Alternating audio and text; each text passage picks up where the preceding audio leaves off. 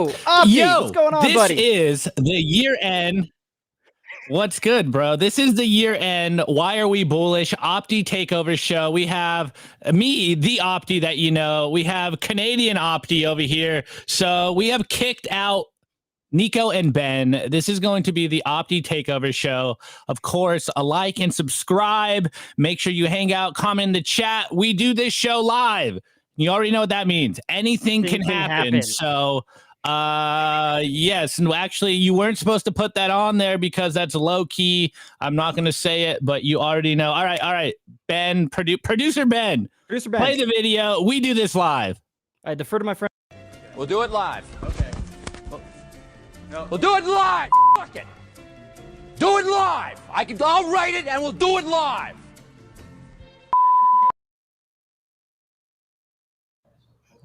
Nice. Dude, you did that off the top of your head. That was impressive, man. Oh, I'm a professional, bro. Come on. We need to do some shuffling here. We need to swap-a-roo there. We have the ice and fire going on. There's all kinds of things happening here. Of course, everybody's got to like and sub and all that good stuff.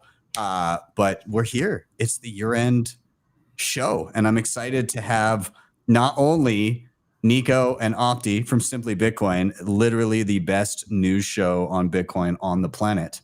But also here from the education front, myself and new addition to the show, Mr. Nathan Fitzsimmons, aka my Opti, but also from Bitcoin Mentor. What is your title? I don't even know what your title is. I think currently I'm the operations director. That's what I am. I'm the operations director. I'm taking care of everything that you and Mike don't want to or don't have the time for. That's true. That's a lot of things. It's a lot of getting coffee, running around town. It's not bad. It's good gigs. It's good gigs. Your coffee, it does arrive piping hot when you bring it, I will say. Well, this is going to be a good time, gentlemen. We're here to reminisce on some of the most bullish things that happened in all of 2024, which there was a lot. And so, yeah, this is going to be a hell of a show. I think maybe quickly, let's just take a look at kind of where we're kind of rounding out the year. Obviously, there's a few days left here, but here's timechaincalendar.com, and we can peek up at the bottom here. But we're sitting at what, $94,339 per coin. We started the year off. Where were we? God, we started the year off at 46K. Did we actually? Wild. Yeah, January 1st was around 46K.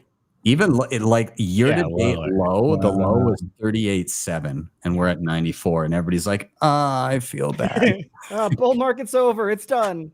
It would be nice to buy Bitcoin at those prices. That'd be nice. Dude, a 3x is so bearish on the year. We should wrap it up. Why are we Bitcoin? It is funny because there's been some tweets. Like I saw one that literally zoomed in on this last couple of weeks or something, and it was absolute collapse. What are you looking up? We're up 122%. We're up almost 52K on the year. That's insane. A single dollar only buys you just over 1,000 sats, which is crazy. I mean, it's been a hell of a time. And I love over on Time Chain Calendar, you can just look up certain dates. And if you look back in the COVID crash in March, yep. It's the amount of sats you could get for $1 back then is actually depressing. You could get 16,000 sats for $1. And it got worse. At one point, it was over 20,000 sats for $1 in 2020. Yeah, that is just ridiculous. Yeah. Do you guys remember the $100 to buy 1 million sats? Me and Nico say that all the time. I still do $100 math for 1 million sats. It's what, 10x? If I knew that was the case, I would have done. I think I did as much as I could, but I would have done more. Yeah. Well, we all believe in sat cent parity coming. Yeah. Oh, that's inevitable. Yeah. So every sat you buy, right now, you can effectively buy, because a sat cent parity is $1 million Bitcoin. Yep. And so if you look at right now, you're basically for now if I can reload the time chain calendar, we're sitting at like 1,060 sats. So basically, you're buying if you're still in a fiat mindset right now, you can buy $10 for $1. Yep, is basically what you need to be thinking of. You can buy $10 for $1. How often and how much money would you pile into that deal? All of the money. Yep. All the money. Every money. Everything All you the got money. and your neighbor's money. Yeah. Mhm. And that's just stat cent parity. I believe we go beyond that, obviously, because there's infinite money and there's finite Bitcoin. It's going up forever. It is. Going up forever. This is already so bullish. Okay, well, we're gonna. Well, it's not, man. We're being called simply bearish sessions today. Already. Simply bearish sessions. Thank you, Matthew. You're right. You're right. I think one of my favorite clips ever was Pierre Richard, and he's interviewing somebody, and they're like, "Yeah, a trillion is not outside of the realm of possibility," and he's like, "Yeah, trillion per coin." Wait, didn't he say a trillion per sat? I thought he said a trillion per sat. Like Preston was like very stoic and serious, and he's like, so, and this was like, mind you, this was like 2016. Like it was like, and he was like interviewing Pierre Richard, like, so like, what do you think's gonna like happen with the price? And it's like, yeah, $1 million per coin, and then like shortly after, Pierre Richard's like 1 trillion. Like it was like, but he said it so seriously. Like deadpan. Like remember that video he did for the mining operation? In Oh yes, we're looking for the CO2. Yeah, like it was the same deadpan humor, but he was totally serious. It was hilarious. And then somebody put in the shades and the cigar, the life over top. It was great. It was super funny. Yeah. Well, gentlemen, we're here to reminisce on the most bullish moments of 2024, and I mean, I guess overarching things that happened, or it can be very specific, but I think each of us kind of have our own thoughts on what is uniquely bullish about 2024, and there is no shortage of stuff, and so we're gonna dive into that, and we'll kind of each queue up our what we're excited about. Before we do, we're going to give a quick shout out to the sponsors, and then we'll start diving into all the most bullish stuff of 2024. So LFG, I guess I'll play the jingle and then we'll do the ads. So we'll see you guys in a sec.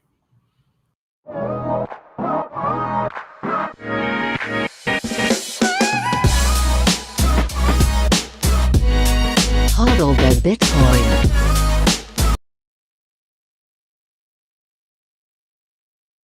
Bitcoin Well is the best place to be buying and selling Bitcoin in Canada and the US. And now with Bitcoin Well Infinite, it's also the best place to be making large buys at their OTC desk of over $50,000.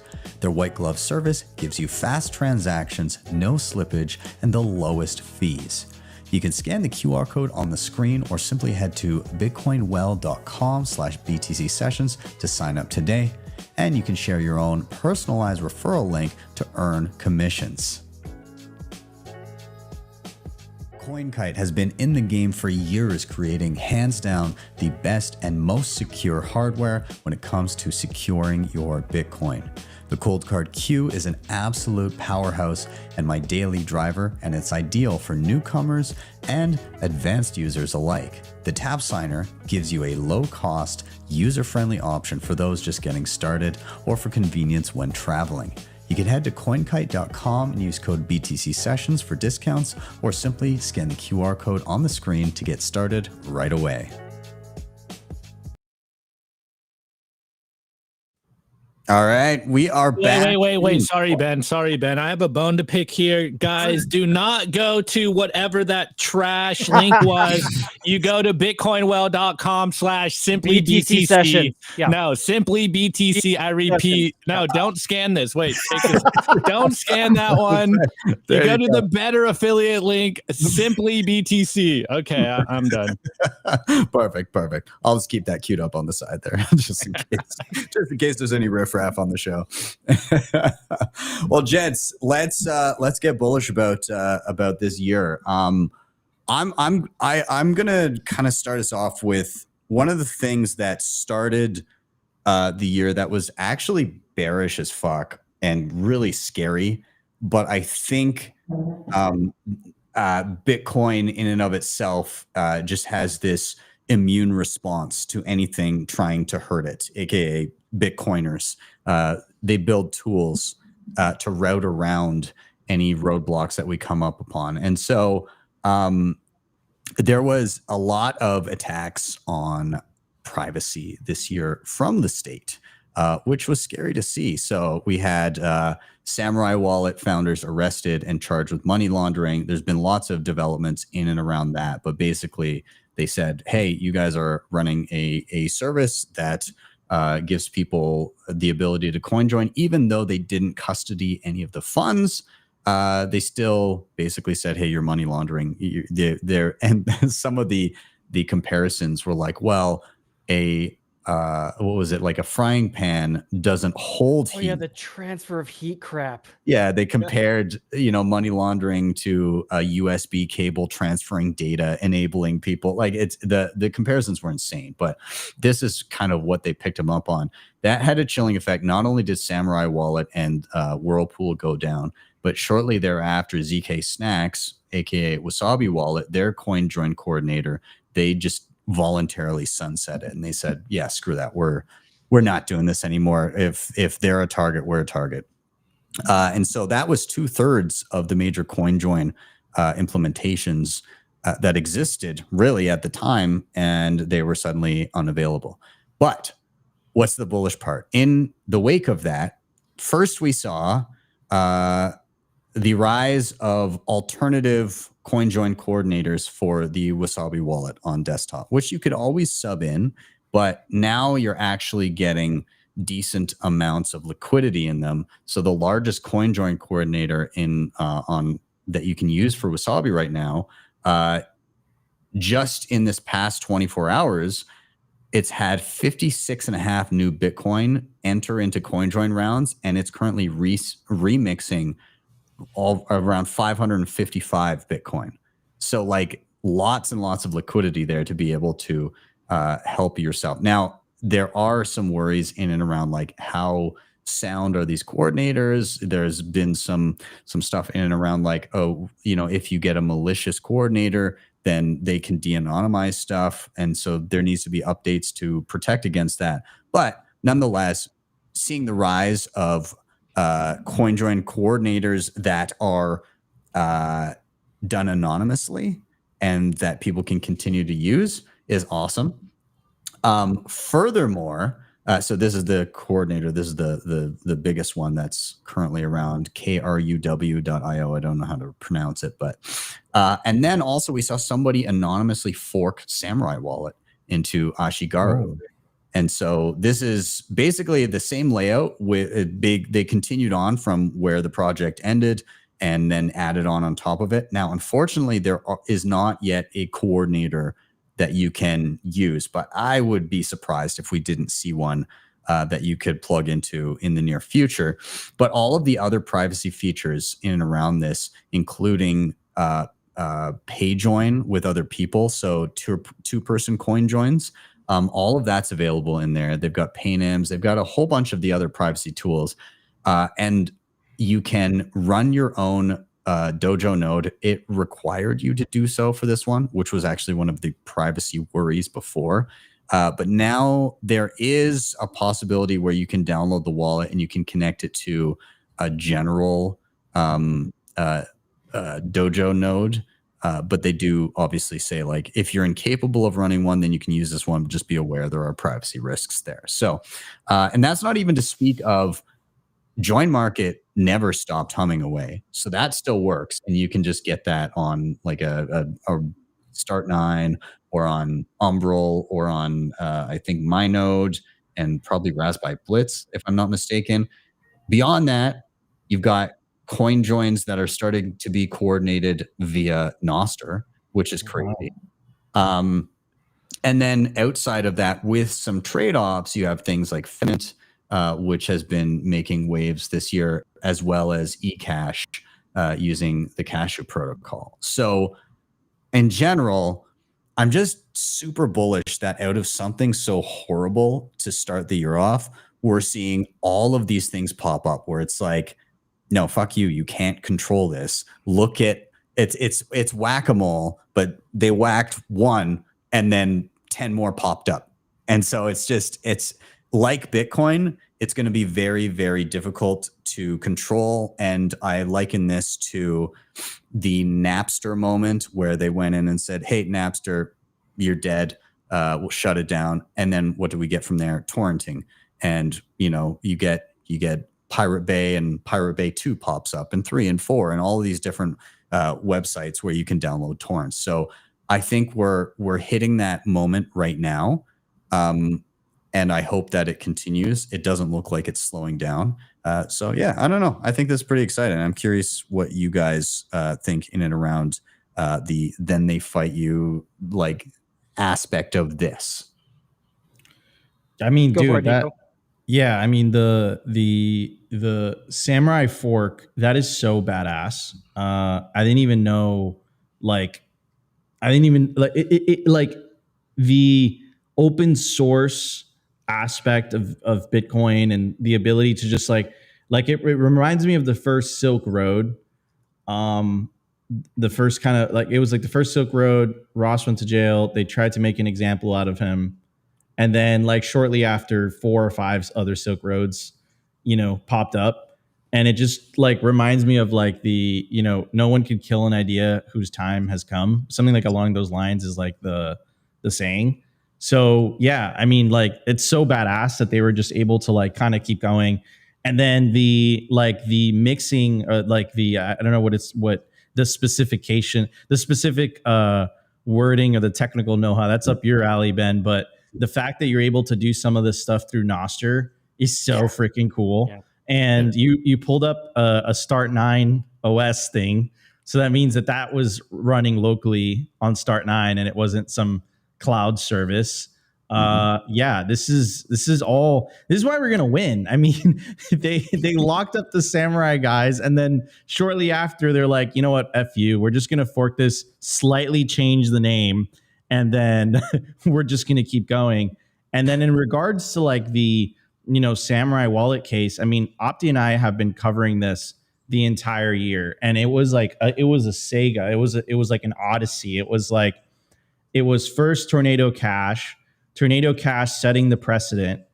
Then Coin Center sued. The lawsuits got struck down. Within 3 weeks, they arrested Samurai. So it was like this slow creep. They couldn't go for Samurai first because it was too big.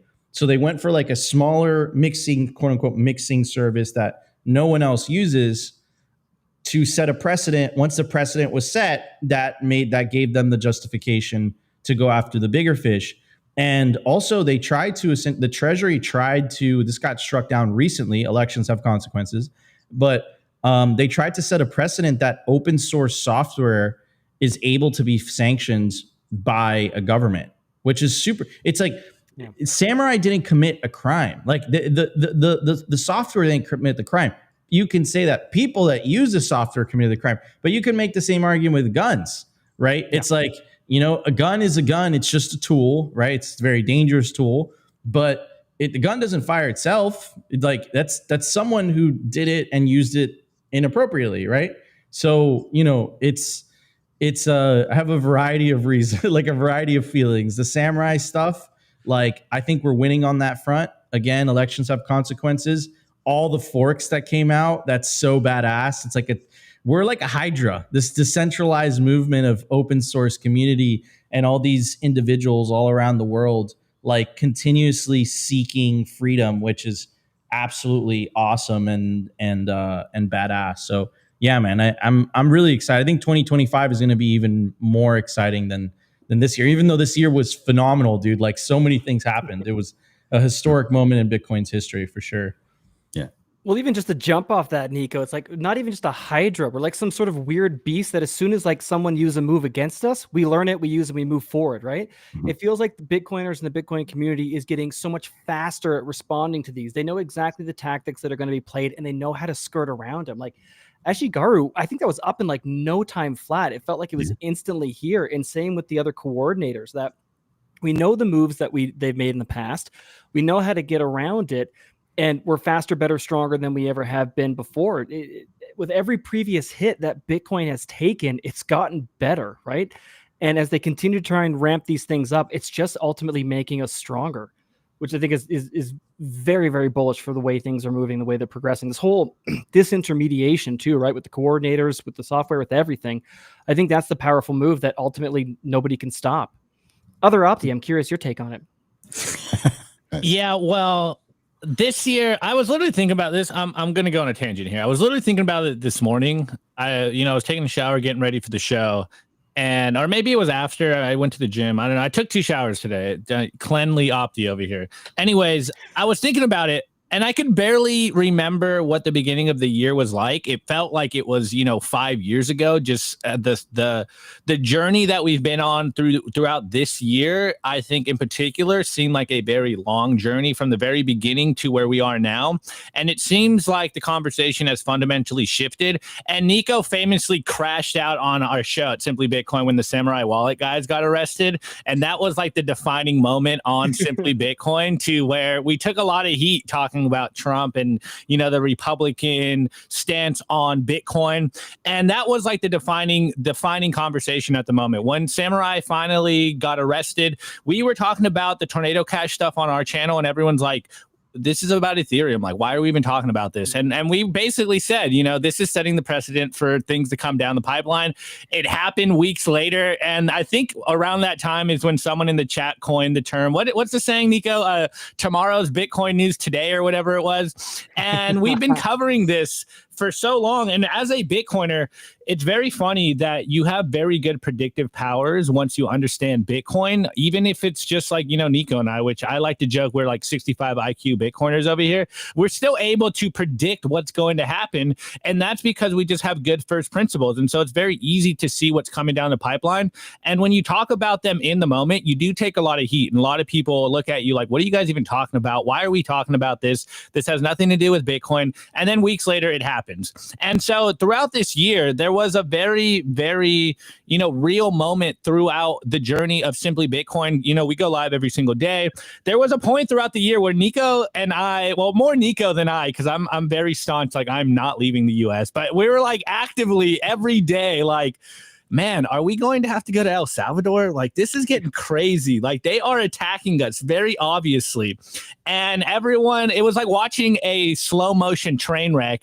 And everyone's like, no, bro, like, this isn't happening. Why are we talking about this? And that's when it became like a very pivotal conversation on Simply Bitcoin, where we're like, we have to actively talk about this, because it is getting pretty scary. Like, it is getting pretty hairy. And now looking back on the year, where we are right now, it seems like a totally different development. We're at the point we are right now. Not only is there people out there building stuff, and PSA here, we're talking heads. I am not a builder, so I give the utmost respect to everyone out there that actually builds this stuff, that codes it, and we makes are builders, bro. Different type of builders. We're talking heads, bro. We just talk crap on the internet, and we cover Bitcoin. Like, we're not in the weeds making the code. And so the people that are making the code, that, the cypherpunks write code, like, those are the real heroes here. We're just trying to advocate for Bitcoin and get more people to hold Bitcoin. But looking back on the year, we've come so far, and it feels like we finally get to see some light at the end of the tunnel. Obviously, I'm cautiously optimistic. I think there's still a lot of things to keep our heads on a swivel about, but like seeing new CoinJoin spin up or new CoinJoin implementation spin up, it just makes me so hopeful on the space and everyone that's out there actively building stuff. And it's like you guys were saying, it is whack-a-mole here. You try to stop Bitcoin will route around you. We're going to build the stuff, or rather, you guys out there coding are going to build the stuff that becomes human friendly and that we can use, so that we can go out there and share with everyone else that, hey, there is an alternative here. There is technology and tools to basically nullify all of this crazy stuff that these politicians are doing. And we're starting to see throughout this whole year, if there is a theme, I think the theme is, the powers that be begrudgingly bending the knee to Bitcoin and realizing that, holy shit, we can't just fight these people. They're no longer just this niche fringe internet minority. It's becoming a real global movement that can't be ignored. And I think that is so bullish moving into 2025, because if what we think is going to happen with this parabolic year that we think is on the horizon, it's going to be damn near impossible to stop. It's going to be damn near impossible to not talk about it. And with that, I think comes more attacks. But I am just very bullish on the people building this stuff because, hey, like we not only have the first principles and the mindset, but we have the tools now. And it really comes down to, do people have the willpower to build them? And obviously we'll be here every single day, you know, talking about them and explaining them and showing them to a bigger audience. And I really do think that this is how we win. I don't like to say we've already won yet, because it still doesn't feel like that, but it does feel good to be winning this hard. Yes. Nice. I like the concept of, and I think it might be interesting if we end up going this route where the expected attacks become more and more just acts of self-preservation to get in before the rest of society can, right? Like even so far as, and I don't want to trample on anybody else's topics here, but like the Russia story of the banning Bitcoin mining in certain regions, but they're also saying like, oh, we want to use it for international trade. So like, what the fuck do you think they're doing? They're getting an unfair advantage against their own populace to mine in regions where they won't let anybody else do it, right? Like that's clearly something that's happening in the background. Like we're gonna try and mine as much as we can before we allow others to do it. I think there's going to be a lot of that kind of shit where it's like, oh, you're not allowed to do this, you're not allowed to do this when it comes to Bitcoin, but then the rules for the higher ups are going to be like, yeah, but we're the state. It's literally going to be Brad Sherman being like, well, maybe we do mine all the Bitcoin, but we're the U.S. government. Like, he's going to paraphrase. My favorite politician. Yeah, he actually knows what's going. He's like, these guys are trying to ruin the Federal Reserve and fiat currency, and we're kind of like, I mean, yes, yeah, absolutely. Thank you for noticing. Yes, this guy gets it. I love that guy. Yeah, no, it's perfect. I love it. Anyways, so again, in general, I'm just bullish on the fact that when attacks happen, coders get to work. When attacks happen, we end up getting more resilient in the wake of it. It's never a positive thing, of course, for the people involved when shit like this happens. It's horrible. But I'm bullish on the people that remain and say we need to be more robust and thus build things in a way that can't be clamped down upon as they previously were. So anyways, with that, I think it's time to do a little rotation here. Nathan, I'm going to toss it to you next. And yeah, man, what are you bullish about in 2024? What was top of mind for you? So building off of what we've already kind of talked about here today as well, too, the idea that I had in mind was kind of that classic cycle or path of first they ignore you, then they laugh at you, then they fight you, then you win. And looking back on the year, it very much so feels, at least to me, like we're kind of in the middle and maybe even past a little bit of the then they fight you stage, which kind of like what we're getting at. I can see the bright light on the horizon, and it's nice that we're starting to chalk up a couple wins here as well, too. So like even reflecting back, of course, we had the samurai case, right? The arrest and everything that happened there. But like you said, we had Ashigaru. There's even the recent Tornado Cash court held up immutable smart contracts don't qualify as property ruling as well, too, which is very optimistic for their situation as well, too. So fighting us, but looks like we got a couple wins there. It's looking good. Also looking back, I was reminded of, I'm not sure, Opti, if you and Nico remember, but your channel was banned at one point in time. You guys got shut down there, right? They just we remember. Do you remember that moment? Looking over at my notes here, I have it as August of this year. And so to go from like August of this year, we got YouTube kind of censorship cracking down on you guys pre-election. No surprises there. But then what was it? We had 1.3 million views this last month for Simply Bitcoin. Like, holy shit, guys. Well done.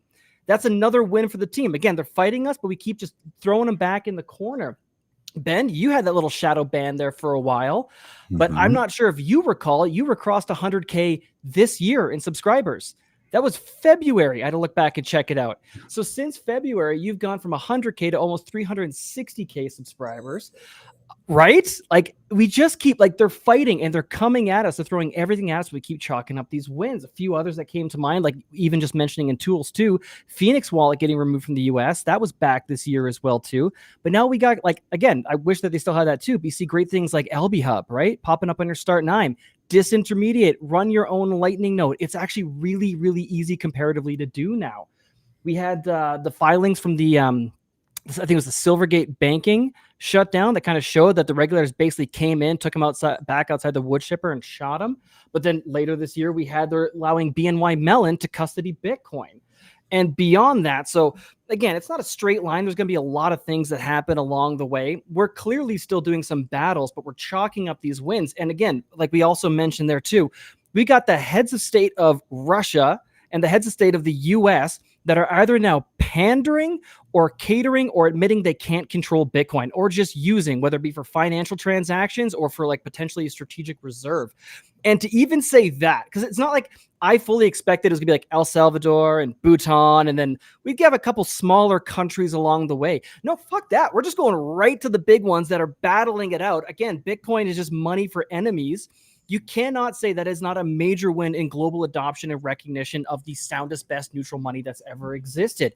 We had Julian Assange was released, right? I'm chalking that up as a win for Bitcoin as well, too. All the love and Merry Christmas to him and his family. We got pending Ross Ulbricht. That better happen. There were a lot of people that I think would have been, don't get me wrong, I wasn't in the US, so I couldn't have voted. I'm pretty sure if I was, I could have. But regardless, Ross, free day one. I hope to God that it happens. And that is a major, major win.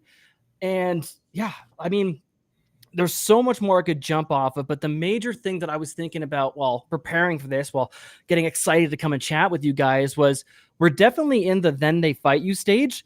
And it looks like we're winning. Dude, I love it. God damn, bro. I'm impressed.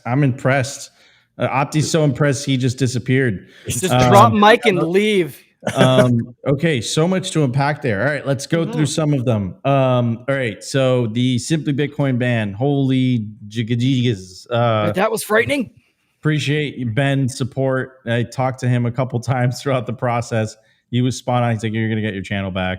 But yeah, I mean, for like 4 days straight, I was like nonstop calling in all the favors I had, managed to get published on Forbes, managed to get published on Zero Hedge.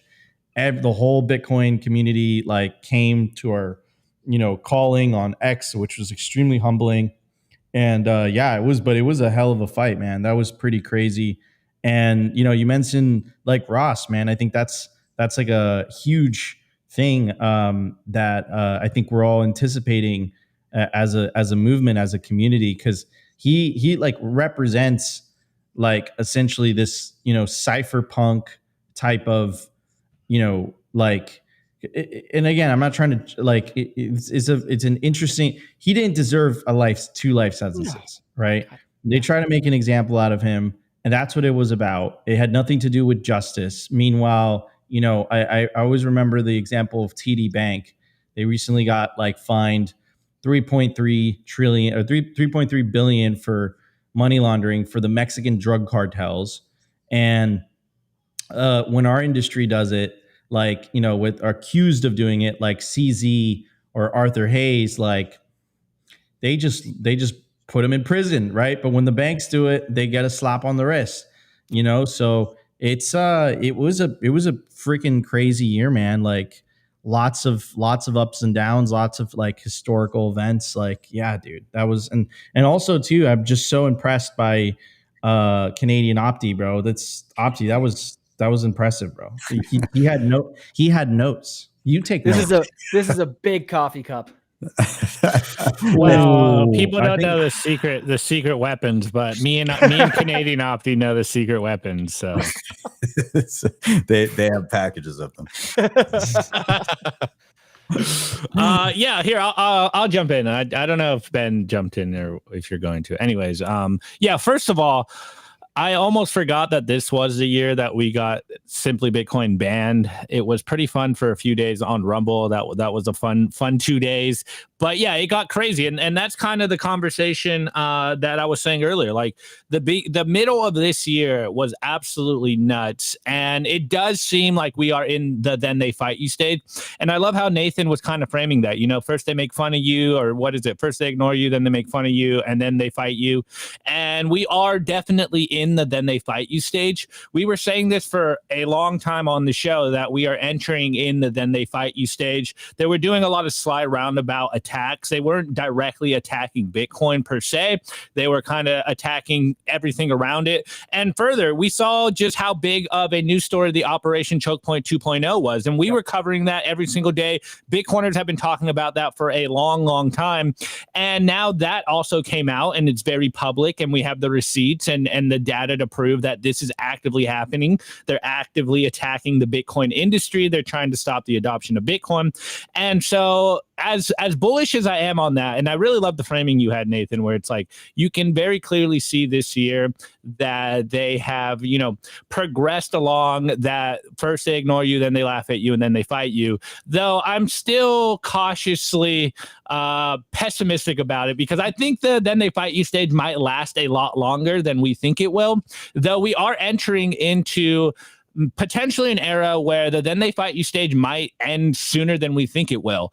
Because as you were mentioning, you know, Trump came out with the strategic Bitcoin reserve, just rhetoric. And now it seems like every world superpower is starting to follow suit and the dominoes are falling. So maybe we already lived through the then they fight you stage. And that might even be more bullish than we can even imagine, because maybe it's already over. Obviously, the people in power aren't going to give up their power, because it all comes down to the money printer after all, and the international banking cabal, etc. But you're starting to see that even them giving tacit approval to Bitcoin really goes to show everything we've been saying has been correct for years now. The fact that they have to bend the knee to Bitcoin is, you know, as much as we don't need the approval of the suits, but if the suits are bending the knee to us, then that definitely gives, you know, legitimacy to Bitcoin to all the average people out there that think we're the crazy ones. Like, my family still thinks I'm like the crazy one, even though I've been right for, I don't know, the last 7-8 years. You know, like I make fun of them all the time. It's like, yeah, I may be the crazy one, but I've been right here, and I constantly tell you I'm right. And you know, not to gloat about it, but like, guys, just listen to me, family, and you will do better. Like, it's that simple. But you're starting to see that the average person out there is kind of looking at Bitcoin as a legitimate thing. And hey, we are in the then they fight you stage. It's very clear now, especially throughout the year. I remember in the beginning of the year, a lot of people were kind of still, I don't know if naive is the right term, but they were still kind of believing that the people in power, you know, the politicians, the bankers, etc., the huge financial asset managers out there, they were still believing that they didn't understand Bitcoin. I remember in the beginning of the year, a lot of people were like, "Oh no, they just don't get Bitcoin, man. Like they're not smart enough to get Bitcoin." And the whole year, we're kind of like, guys, they very clearly understand what the stakes are. They understand Bitcoin, but it's their duty to ensure that more people don't get into Bitcoin. So how do they do that? They just FUD Bitcoin and they quietly stack Bitcoin. And now they're like, you know, Uncle Larry's out here like, yeah, Bitcoin's going to, I don't know, $100 trillion market cap, and, you know, buy my ETF. It's the best performing ETF on the market. Actually, the best performing ETF ever. Like, yeah, I think we are winning. But with that, I think comes the responsibility of, you know, the stay humble aspect of this is like, yes, we are winning, but we also have to be very vigilant here, because we are in the then they fight you stage. How long will this last? I have no clue. Will it, you know, be done quicker than we even think it will? Hopefully. But I think the attacks are still coming down the pipeline, and you're starting to see some of these attacks start to, you know, percolate out there, whether it's in the EU. Like, the EU is, I don't know what they're doing over there. They're constantly shooting themselves in the foot. They really want to keep their citizens having fun, staying poor. And so you're seeing these attacks happen. And obviously, the way I always looked at it is like, they can't directly attack Bitcoin yet, because if they attack Bitcoin directly, then it really exposes their fears here. And if they expose their own fears here, then the jig is up. And so they have to kind of attack things around Bitcoin for their you know, paranoia to seem legitimate. But if they actively attack Bitcoin, it's like, why, you know, the average person is going to ask themselves, why are they attacking Bitcoin? I thought it was going to die. I thought it's backed by nothing. I thought it was hot air. You know, I thought it's for criminals. And now we're starting to see they are attacking us. And, you know, the price is still just ripping upwards. And I'm like, okay, maybe you guys are wrong. What's going on here? I love that. So Europe, I mean, they're just doing, like you said, they're doing everything to just keep the average person down. Like they've got a dual slogan now. Do you hear about the new slogan? Of course, they've got have fun staying poor is an official EU slogan, but they pair have fun staying poor with good luck staying warm. You got to get an air horn, Canadian Opti, or else it's not going to work out. I know. Yeah, you're not an Opti without a soundboard, bro. I keep pushing buttons over here, but nothing's happening. Make Ben buy you a soundboard. Yeah, it's coming. It's coming. Don't worry. It's in the mail. Damn Canada Post. I know. We don't have a post office right now, or it's deprecated. But yeah, like the fact that they're fighting so hard.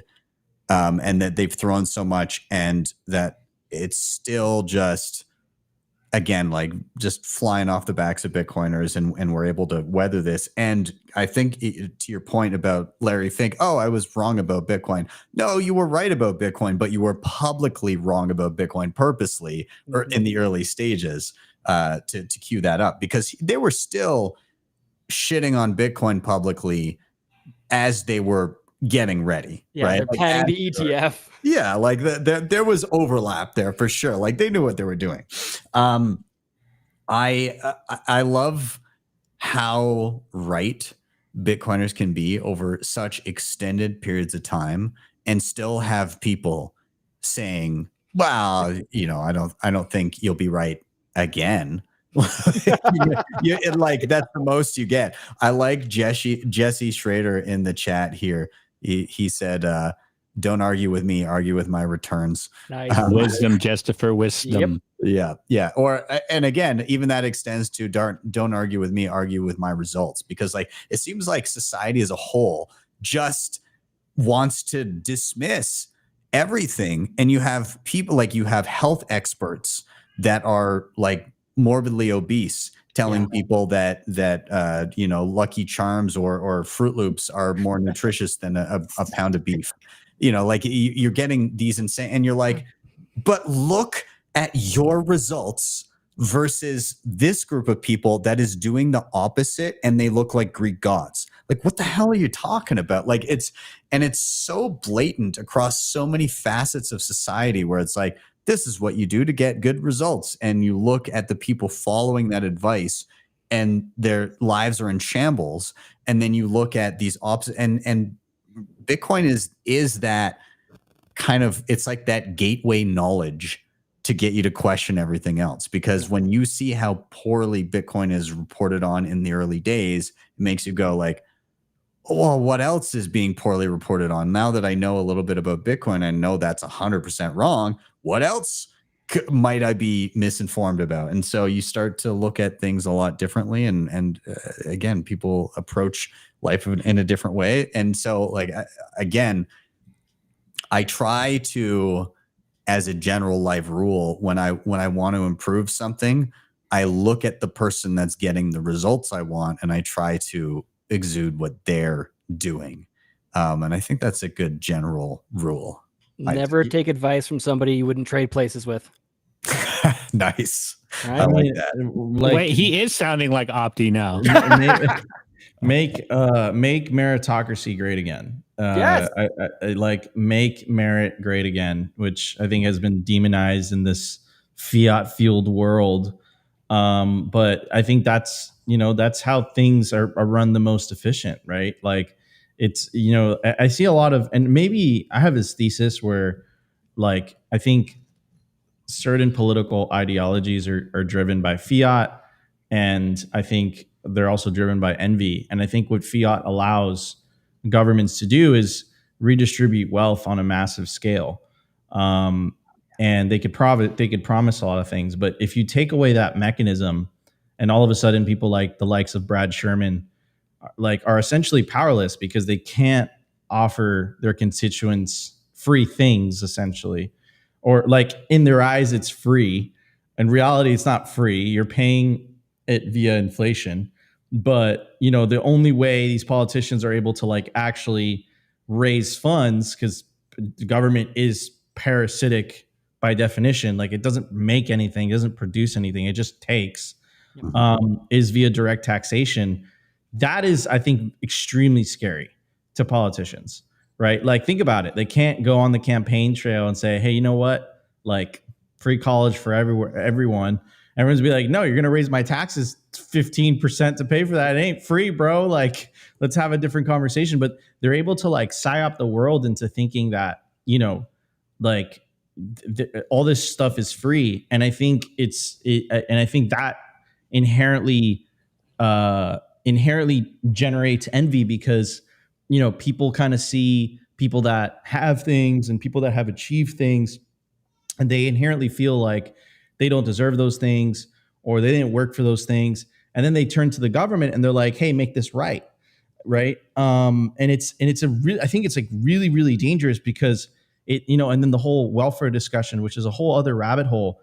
Like, they give you enough where you don't starve, but they don't give you enough where you can thrive. It's just enough where you make the calculation in your head. If you had to work, maybe you would make 20, 30% more, but then you would pick up the inconvenience of working. Let me just get this quote unquote free thing, this free handout, and I could just stay at home and just, you know, do nothing all day. And, you know, I think fiat is the root of all evil, man. You go down this rabbit hole, all the unintended consequences of inflation, of the ability for government to print money. I mean, Larry Lepard just wrote a book about this. Like, literally his central thesis of that book is how many things inflation breaks, how many things the government printing money inconsequentially breaks, like shrinkflation, right? Like, how many the quality of products around us have degraded because of that, right? Like, you go to the what the F happened in 1971, like all these things that you would think are not correlated whatsoever, for one reason or another, something happened in 1971 and all these things started to go in a bad directions. And, you know, I think that society plays an integral role in the human condition and human society. And people kind of look away from it and they say, you know, money's not that important. That's bullshit. Money is half of every transaction. And if that money's corrupted, there are very, very deep consequences to that I think the majority of the world are still asleep to. Yeah. Dude, honestly, the topic of quality of products, speaking of which, I moved into my home that I'm in right now 4 years ago.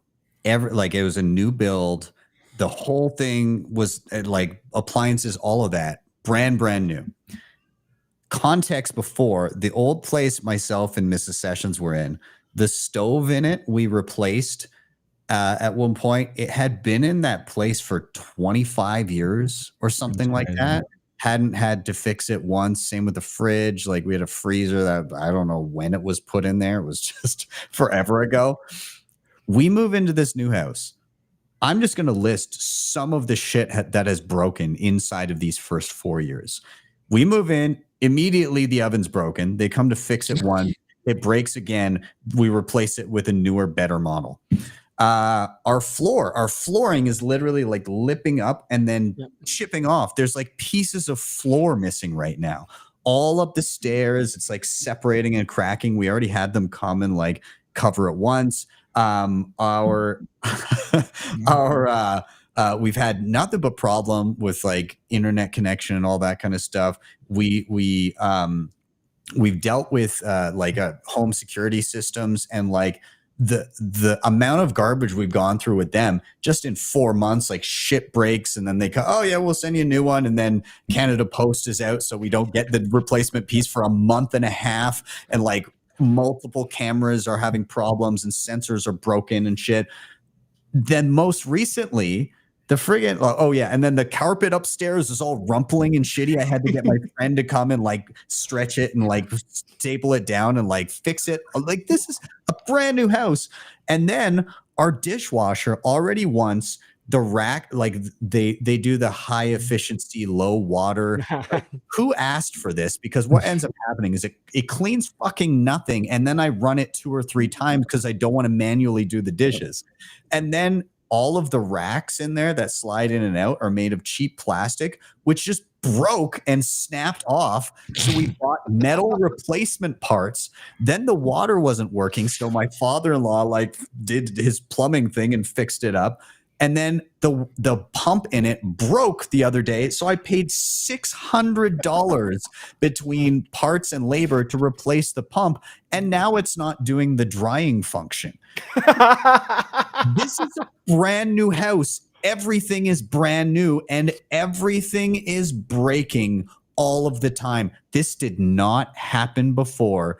It is the vibes. Like when you study like Soviet Russia in middle school, they talk about how the quality of products in a communist state just goes to shit because you get paid the same no matter what job you're assigned. And so they had like examples of like cans of tuna would just be filled with sand because they're like, they don't give a shit. They just fill it with something and send it off, whatever. I go home at the end of the day, I'm going to get paid the same. I'm not going to get a promotion. I'm not going to get a demotion. I'm just going to get a paycheck.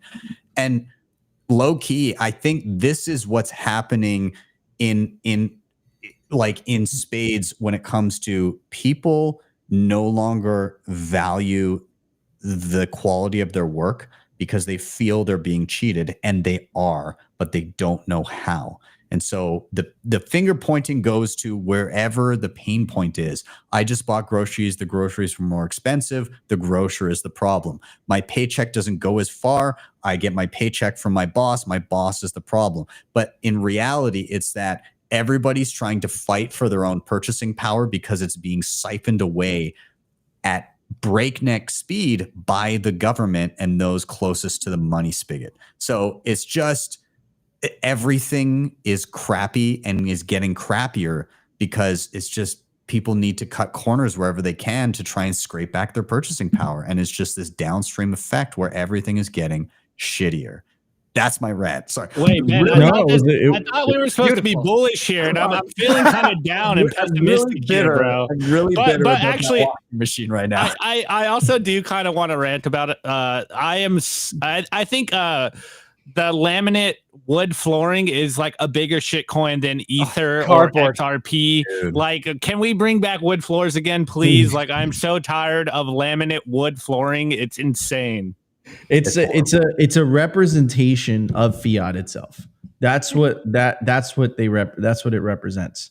Do you guys remember the school desk, the desks? Yeah, little wooden ones in the drawer and. Yeah, but like it's like wood. It's like a fake wood on top, but once the wood starts peeling off, it's like literally like cork underneath. Like damn. You know, it's just a facade. It's a picture on top of something to look like it's what's supposed to be, right? Exactly. And even just to jump off that a little bit too, there's kind of the mirror image when Nico was ranting there a little while back, but before Ben's washer issues, but same sort of thing.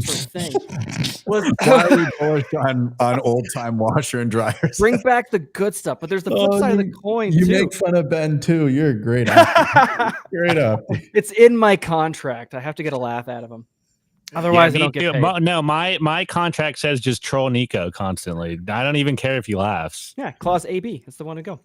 The thing that I was thinking about as I find my way back to this train is that, like, on the one side, you have everything getting worse and everyone's hurting. They can't buy anything. So they're feeling this constant pain. But on the flip side, too, with the money printer, is that they're not realizing that the two are related, but they look at anybody who has the money printer, right? And they look at things as free. They think that they're free. They don't realize that the cost on their lives is related to what's going on over here. So it unfortunately results in like an army of automatons that will fight to protect the system. The reason being, if you come in and go, hey, don't do that, don't print that money to make that stuff happen, they look at it like you're just taking it from them. They don't think there's any cost there, right? That you're just being mean, that you're withholding essentially something that's free and available for everybody. There is no cost to this. If you want to stop it, if you want to interrupt it, if you want to end this benefit or that, all you're doing is taking it away because you're just a mean old Grinch, right? Which makes them so fired up. They have no idea that the hand that's giving them this fake cheap crap is the same one that's stealing from them and beating them. And all we're trying to do is get in the middle and make it stop. Yeah. Yeah, Yep. it's and we will. And actually, you see this from if you actually begin to obtain goods and products and resources from other Bitcoiners. There's a care that goes into it when you're purchasing something with Bitcoin, and there's a recognition that if you offer a crappy product to somebody who pays in Bitcoin, they're never going to spend their Bitcoin with you again. And so that's coming to fruition. It's going to take some time. And again, people that still earn in dollars are going to want to dump their dollars first, quite obviously. And that makes total sense. But then you're going to also get crazies like myself who just say, I don't even want to get paid in dollars anymore. So we'll get there slowly. It will happen, but hey.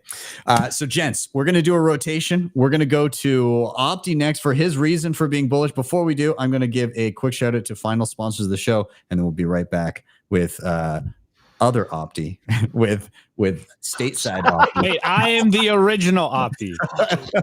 with one of How the could we know? Yeah. And we'll be right back. See you guys in a sec. DEBIFI is the best and easiest way to borrow against your Bitcoin in a non-custodial way. Funds are held in a multisig escrow where you hold a key, and the platform allows for excellent hardware like the Cold Card Mark IV and the Q. You have access to flexible conditions, the best rates, and institutional grade liquidity. If you're looking to make use of your capital, don't sell your Bitcoin, borrow against it. You can head over to debify.com to check them out, or simply scan the QR code on the screen. Speed Wallet is the easiest to set up and use Bitcoin wallet out there. When you sign up, you can of course buy Bitcoin within the app. You can send and receive Bitcoin transactions via the Lightning Network, and you can also send, receive, hold, and swap between stablecoins, aka USDT, via the Lightning Network. They've baked in a ton of other great features as well, where you're able to earn Bitcoin. This can include referring your friends, shopping your favorite gift cards, or playing fun games via the Speed Arcade. I encourage you to sign up today. There's a QR code on the screen to do so, or you can hit the link in the show notes down below. And when you do, you will earn 5,000 sats as you create your first. Greg is a potato. What was that? He's getting ready. Yeah. I just had somebody. That isn't me. That's through my rant there. I had somebody, one of the Nostriches over at Zapstream, was saying, "Hey, do you need a timber framed home in 2025, Ben?" He said, "Beef, cast iron, animal fat, and timber framed homes. Bullish on those." I won't argue with that. Maybe I'll get somebody's services. I mean, Nika, are you gonna be moving up to Banff and getting some sort of timber framed log happen? HODL to that feeling. Yeah, dude. I mean, bro, like this is the thing with Ben. Okay, this is the thing with Ben. He's a very humble man, but the part of Canada Ben lives in is filthy rich. Okay, I'm not doxed. The bases of the stop signs and the entrance to the parks, it literally looks like fucking Disney World. Okay, Disney World copied the entrance to the national parks in Banff in this part of Canada. It literally, like Disney World, you go and you knock on the ticket houses or whatever, and it's like it looks nice on the outside, but it's a facade. It's Fiat. You knock on, it's plastic. It's like actual stone and timber. And then you go to the Banff Hotel where Ben took us, and we went to go see this mountain that literally looks like the mountain from Grinch. Like Colorado Rockies are like fake. Canadian Rockies are like the real deal. And it looks like the Canadian Grinch mountain. And then when we walked back from this hyper luxurious hotel, after seeing this pristine Canadian river, there was a guy literally playing like a bagpipe.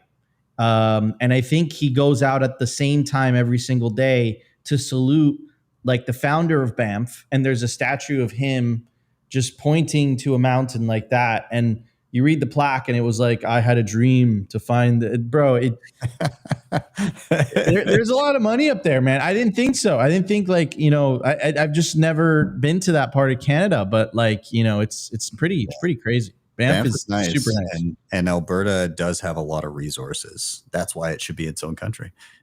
All I heard was Nico say, I thought Canadians were poor. No, bro. It's not that Canadians are poor. It's that like okay. Usually, they like don't have money, guys. They don't have money. All right, okay. Can we get Nico off the pedestal here? The wealth is concentrated in the big cities, but like this is like literally luxury in the middle of nowhere. It's wild. That's true. It is quite nice. Opti, are you coming up for the Bitcoin rodeo, by the way? I don't know if my sugar daddy gets me there. You should probably come up. Yes, Opti's coming. Actually, I'm actually there, Ben. I remember the DM. I got some fans there, so I'm going. Oh yeah. Awesome. yeah. I was at the Calgary Bitcoin meetup, the Christmas party. They're like. I can't remember what the comment was. I DM'd Opti though. I'm like, you should be here. The ladies of the Calgary Bitcoin meetup think you're hottie. Hello, Calgary Bitcoin girls. Hello to you. One of them was Chrystia Freeland, the deputy prime minister. Opti has a thing for very powerful women in positions of government. State and Opti are like peanut butter and jelly.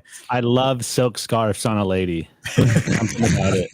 Okay, Opti, I'm just going to toss it to you here. What was the bullish part of 2024 for you? What is exciting in your mind? Yeah, so I mean, without all of this weird sidetrack that Nico went on about Canada, it was going to be a perfect segue based on the conversation we just had. So obviously, without kind of rehashing everything, because maybe Nico will do that. I don't really know what his topic is, but we've seen someone mute Nico. We saw this year in 2024.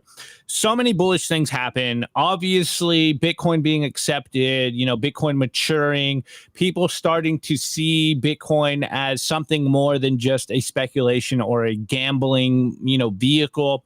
And so my bullish thing is obviously I don't want to do what I did last time because I went on this rant and someone said like, oh, so Opti's just bullish on the price. And I'm like, no, like literally not what I said, but okay.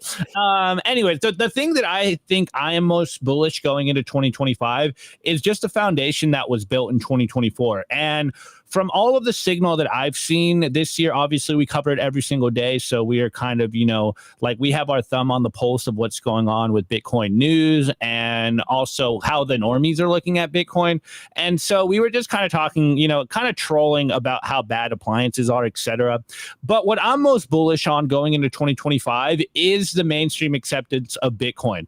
I don't know if you guys are still on Instagram or, TikTok, etc. But I'm starting to see a lot of people in normie world talk about Bitcoin, whether it's them being kind of envious and jealous of the Bitcoin gains, or even, as much as I hate meme coins, but meme coins kind of going into the cultural zeitgeist. And so my most bullish take for 2025 is essentially just the foundation that was built in 2024. And I'm starting to see that we are entering in, like Nathan was saying, we are in the then they fight you stage. But I think what we are starting to see is Bitcoin starting to enter into the behavioral zeitgeist, and it's, I think, slowly but surely changing the behavior. And as we like to talk about on Simply Bitcoin all the time, is Bitcoin fundamentally changing the culture. Obviously, we're still very early in that journey, but I'm starting to see signs, whether it's, Joe Kernan on Fox News being the most bullish Bitcoin podcaster, period, or, Bitcoin tickers on all of the corporate press, or Uncle Larry, pumping our bags and dropping the ETF, or what we just saw this week, the Vivek and Bitwise essentially giving a pat on the back of Michael Saylor and MicroStrategy. We're starting to see that Bitcoin is becoming normalized. And with that comes not only the price rise that we think is going to come in 2025, but with that comes what we love as Bitcoiners is the behavioral and cultural change of Bitcoin, like fundamentally changing who you are as a person. Now, I think this is going to play out obviously for a long time. It's not going to happen in 2025. by itself, it's probably going to be more of like a decade or two, in my opinion. It could be 5 years, who knows? But I'm starting to see that slowly but surely, even amongst my friends, like a lot of my friends are now not just looking at me as like the crazy Bitcoiner with crazy ideas. They're low-key trolling of like, oh, I wish I bought Bitcoin at whatever. Like, you're super rich, bro. So we're getting to that point now where Bitcoin is so fundamental to the culture that it's going to be extremely hard to ignore. And with that comes obviously the behavioral and cultural change that we all Bitcoiners love and think is coming down the pipeline. Like, we were just talking about the superficial nature of just the status quo of the modern world and how fake everything is and how everyone's starving for truth.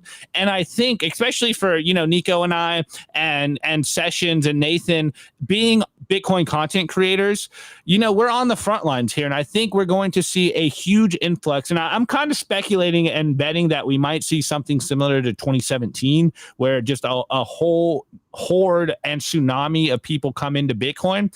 And with that comes obviously them learning about Bitcoin, but them fundamentally being changed into Bitcoiners. Because as much as I think I'm, was born to be a Bitcoiner, there is still a behavioral change that happens when you start to hodl Bitcoin.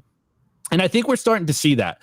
Obviously, talking about Bitcoin constantly, it's on everything. I'm here at my parents' house right now, and I always joke with my mom about like, why do you still read the Wall Street Journal, etc. And it was there on the couch, and so I opened it up, and like on page 3 was this big expose about how Bitcoin's dominating 2024.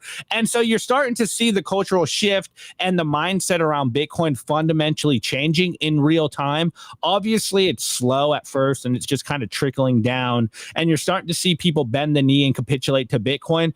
But I think 2025, with a massive bull run, I think people are going to fundamentally fall a lot faster. Like the dominoes, I think that have fallen in 2024 and will fall. It's like that exponential move here. So like at first it was a small domino, and then they get bigger and bigger and bigger. And I think we're getting to the point now where some really big dominoes are going to fall in 2025, and it is going to be that suddenly moment. Like if the US and Trump and the Republicans right now do pass some kind of strategic Bitcoin reserve law, and they are actively holding Bitcoin, and we get some favorable regulation, very specifically ending capital gains on Bitcoin so we can use it as money. Like this stuff can happen very quickly, and these watershed moments just fundamentally change the game. Now, on the one hand, I'm super bullish on it changing individuals, and on the other hand, I am a bit skeptical because with the coming win and just the dominance that we are going to be a part of and the victory that we will live through, I think will come new attacks here. And I think for a lot of us Bitcoiners, like keeping our head on a swivel here and understanding like, look, we have the biggest institutional asset managers in the world. We have potentially the nation with the world reserve currency embracing Bitcoin. Now, with that comes new attacks and new ripples of them trying to find sly, roundabout ways of controlling Bitcoin. I don't think that's fundamentally possible, but it is important for us to keep our head on a swivel and be vigilant here and not just be naively optimistic that we are constantly winning. So there is things to be concerned about, but I just fundamentally think that Bitcoin has so easily infiltrated the culture that we are just like it's becoming very, very normal for people to talk about Bitcoin, for people to embrace Bitcoin. And I think that is going to be a massive W in 2025. Now, again, one secondary thing that maybe Nico and I and Sessions and Nathan should be a little worried about is now that Bitcoin's becoming popular, we're going to have to like double down on our efforts because now we're going to get every influencer and talking head talking about Bitcoin. And with that comes its own concerns. One, are we still going to have a job? Two, do they understand what Bitcoin is? Are they actively educating the masses in what we would say, a correct and healthy way? Because there's a very real danger for them to kind of lead the masses down the wrong path.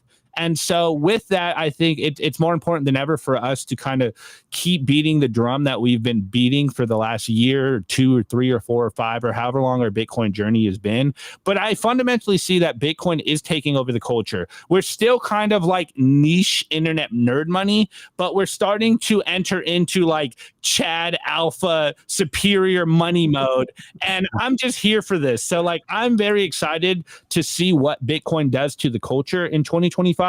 Obviously, with a huge price run, it's gonna be a no-brainer here. But I think we fundamentally have entered into the Rubicon, into mainstream consciousness, and now it's about kind of winning with style.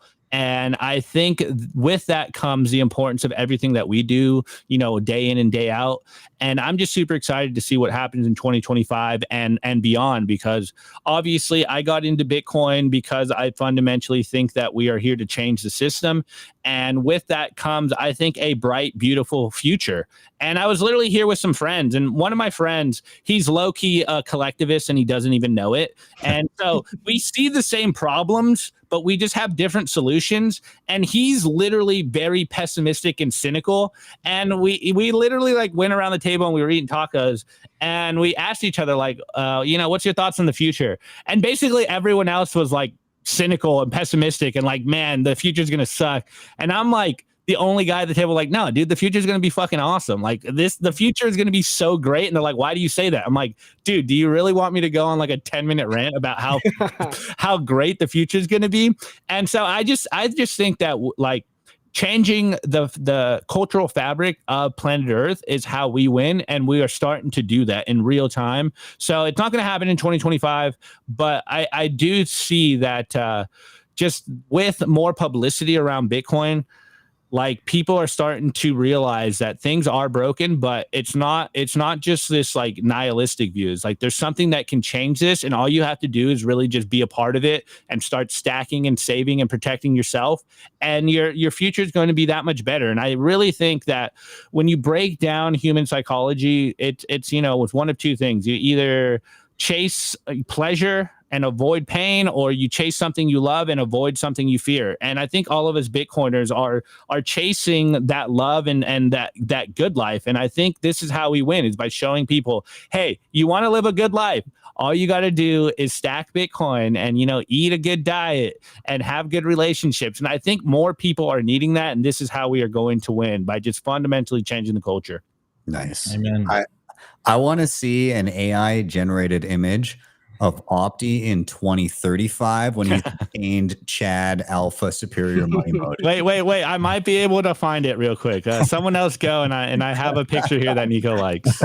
I also was going to say the cultural shift. I think that will begin to permeate, but we're in for a bunch of fiat minded people that are going to come to Bitcoin first, as we all were, right? Like a lot of us kind of came in, we're seeing number go up. Ooh, that's exciting. And then you get in and then your brain gets rewired and you're like, oh, this is why it's so important. And this is why it needs to change. So like the cultural shift doesn't stop those fiat tendencies entirely, but it creates a culture where you call out those tendencies and there's a stigma to them within the group. So if you're coming in and you're hawking like meme coins and shit like that, it gets called out early. If you're, you know, shipping a product or a service or something that maybe doesn't make sense and is more predatory, it gets called out quicker because the Bitcoiners appreciate value, not making a quick buck. So I think there's going to be this weird kind of coalescing of like fiat minded people that want to make a buck and the Bitcoiners that have been around for a while. But the stronger culture is going to win out.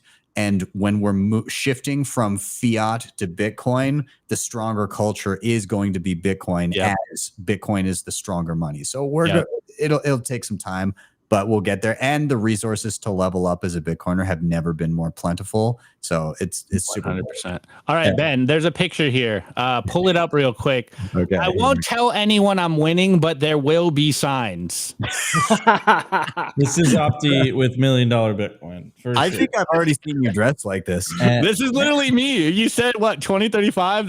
Dude, this is me in 10 years. Yeah, this is the Opti last week. This is it. He's just missing a gold chain, and then that's it. And then, like for Canadian Opti, all you got to do is just change the sand to snow. Yeah, that's a snow leopard, not an African jungle same leopard. outfit. And then the snow leopard becomes a polar bear, but the exact same stance.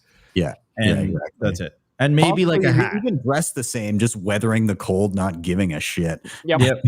It's perfect. Awesome. I'll let you gents jump in on the topic at hand as well. Nico, go for it. So there's one key point that really interested me, which is Opti said that people are in desperate need of seeking the truth. And the reason that really resonated with me is because I think right now, this year in history was really when like we truly completed the disintermediation of information in the state. Of course, Elon buying Twitter, how consequential that was for this recent election, the death of the legacy media. Like it's over. It's done. Like they're still talking and they're still saying their things, but you live in a radically different world if you consume your media on X and Nostr and YouTube and Rumble and your favorite content creators than the world that you live in if you consume your media through legacy media outlets. And I don't think that there was a way 10 years ago for people to seek truth other than like Alex Jones was so outside of the Overton window. It was like that guy was a kook, right? Essentially in the eyes of most people. Now we've gotten to the point where the Overton window has shifted to the thing where like Tucker's like bringing him on stage during his tour and basically saying stuff like Alex Jones was right. Joe Rogan's basically like Alex Jones was right. And of course, he's not right about everything, but I think that shows where the information is now coming from these days. It's coming from the people. Like Elon is saying it, when he goes on, he's like, we are the media now. And then there's this very famous clip, which we played on Simply Bitcoin and on Simply Sessions of the Axios CEO freaking out and saying like, Elon is going on there and he's basically saying that like, we are the media. And that's not true. We're the media. And then like all the journalists like in the crowd are like, yeah, that's true. We're still the media, bro. Listen, if you have to say that you're the media, you're not the media, right? But again, like it's crazy that we're in this moment in history and this year because like this system has existed for the last 100 or something years. Yep. And this year and the year before was really when that system has come to an end. And now we are seeing the beginning of the transition to, if you look at the book Sovereign Individual, the complete transition into the information age and what the implications are for media in that age, which is just the rise of independent media, independent content, which is great for us, right? But you can never have conceived that world. Like, what do you mean? Like, it's crazy to say this, but some of these channels, like, they get like 50,000 views a day. And these are like full-fledged channels with like full professional producers, media things, like fully fledged. And there's independent content creators that are getting twice, triple as that. There's a video of Megyn Kelly basically saying like, oh, you guys fired me from Fox?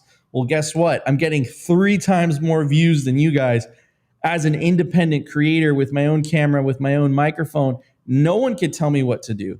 And I think you saw like how the government reacted to this with the exposure of the Twitter files.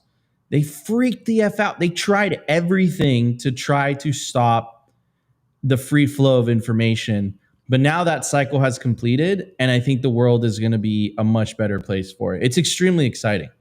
Oh, I couldn't agree more, Nico. Like looking back even too, like I feel like the Trump Rogan interview was the death nail. Like that was the death of corporate media. You're done. You're finished. And they tried to censor it. They tried to censor it. They tried to censor it. But you can't stop it. And even going to Opti's points about the culture, I think it reflects where the culture is and where it's shifting to, and how that's actually aligning with Bitcoiners as well too, in the sense that we have a general population that is learning the hard way, don't trust, verify. But it's not even about Bitcoin. It's about the things the politicians are saying, what the government's telling them. They're ready for this information. They're hungry for the truth, like you mentioned. And so everyone's going to make mistakes as they come in, but I think you have a new cohort that will either get through those mistakes a lot quicker or seek out the signal because they know how to seek out the signal. They know where to go and find it online and know where to find those independent content creators that provide the right information and get to where they need to go. Like even briefly, I was talking about considerations of people coming on board. You mentioned like meme coins and stuff as well too. Yeah, they're going to happen. It's probably going to have a whole shitcoin fest as it normally does. But the nice thing is that they're meme coins. They're inherently not serious, right? They're a little bit of that nihilism. But if they start to venture into this world, they start to get a little bit more of that optimism, right? They're going to look to take themselves more seriously. They're going to find Bitcoin quickly, and they're going to already distinguish the two, right? This is me speculated nihilistic finances, and this is me saving and planning for my future. And then on top of that, if they're fortunate enough to see Bitcoiners online or have them in their life, there's a whole group of people who are already ahead of the curve. They're already living in this Bitcoin world. They're already fully embracing this Bitcoin culture. And there's nothing better than just, again, going back to like, look at the results. I mean, it could be just selection bias, but I saw so many like marriages and babies and fitness and health improvement and self-improvement and stacking skills and stacking Bitcoin. Like these are the people that have the life that you want, that are hopeful for the future. They're the example of how to be. And the more that come in, they're ready for the message. They're looking for it. And I think there's a good amount of them that are going to take it and run with it. Absolutely. I want to touch on the meme coin thing briefly. It's so funny this cycle, the proliferation of meme coins. It's basically an overt admission that crypto has always been nothing but gambling. It's like an ethos of just fully throwing in the towel on any form of fiscal responsibility. It's like everything's fucked. I may as well buy a coin from a girl that got famous for talking about spitting on dicks. Yep. Like that's, yep. And they're like, everybody's like, oh, I got rug pulled on that one. What? Like but you're right in that the few people that kind of come through that and then realize, oh, there is something to the beginnings of all of this. There was a reason that Bitcoin was created, and they get down the right rabbit holes and they get reading the material that shows them why Bitcoin is different from everything else. That is a positive, and nothing is a better teacher than touching the stove. Like pain is a very effective teacher, and unfortunately, some people will just learn the lesson like, oh, I just won't touch anything ever again, and I go back to my nihilism. But other people will get on that Bitcoin only train and realize what's up. So with the bad comes the good. Well, Ben, as you're saying, I think the most effective way to becoming a Bitcoin maxi is by losing everything in shitcoins. So, there's hope for them eventually. That's where it was born from, right? Like, especially the 2017 ICO bubble, like that was the very creation, maybe not the creation, but like, that's what gave it its legs. In the bear market of 2018 was when the Bitcoin standard came out.